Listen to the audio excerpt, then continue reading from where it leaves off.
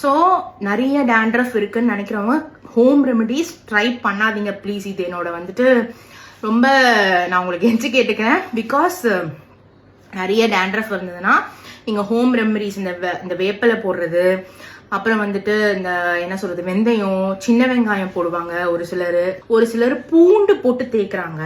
So அதெல்லாம் வந்து கம்மியா இருந்துச்சுன்னா, ரொம்ப கம்மியா ஒரு இடத்துல 2 இடத்துல இருக்கு ஒரு மாதிரி வந்திருக்குன்னா நீங்க ட்ரை பண்ணுங்க. அது உங்களோட கஷ்டம்.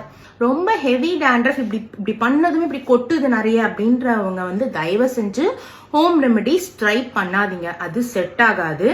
அப்படியே நீங்க செட் ஆகி ஒரு 2 நாள் கம்மியானாலும் 3ஆவது நாள் திருப்பி வர ஆரம்பிச்சிடும். ஸோ அதனால டெர்மட்டாலஜிஸ்ட போயிடுங்க.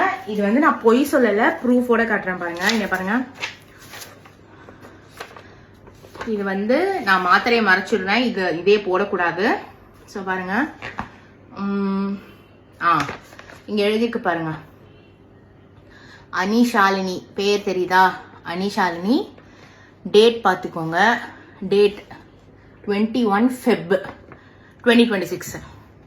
And then allergy behind right here because of dandruffனால வந்திருக்கு. ஓகேவா? ஸோ இது வந்துட்டு சீரியஸான விஷயம். ரொம்ப டேண்ட்ரஃப் இருக்கிறவங்க தயவு செஞ்சு மார்க்கெட்ல இந்த ப்ராடக்ட் கிடைக்குது, அந்த ப்ராடக்ட்னால டேண்ட்ரஃப் போகுதுன்னு யூஸ் பண்ணாதீங்க. எல்லாம் யூஸ் பண்ணி பார்த்துட்டு தான் நான் இந்த நிலைமைக்கு வந்து நான் டாக்டரை அப்ரோச் பண்ணி டெர்மட்டாலஜிஸ்ட் அப்ரோச் பண்ணி நான் வந்து இதை பண்ணியிருக்கேன். ஸோ தயவு செஞ்சு யாரும் என்ன மாதிரி தப்பு பண்ணிடாதீங்க.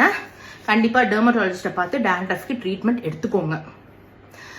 எந்த டாக்டர் கிட்ட வேணா போங்க, இந்த டாக்டர் தான் போகணும் அது நான் சொல்லலை. அவங்க கிட்ட போய் நீங்க ட்ரீட்மெண்ட் எடுத்து இந்த டேண்ட்ரஃப் பிரச்சனையை சரி பண்ணிக்கோங்க. உங்க முடியை காப்பாத்திக்கோங்க. ஒரு மனுஷனுக்கு அழகுனா அது வந்து முடின்னு தான் சொல்லுவோம். மெயினா பார்க்கும்போது சொட்டை அதெல்லாம் இருக்கக்கூடாதுன்னு நினைப்போம். ஸோ கண்டிப்பா இதை ட்ரை பண்ணுங்க.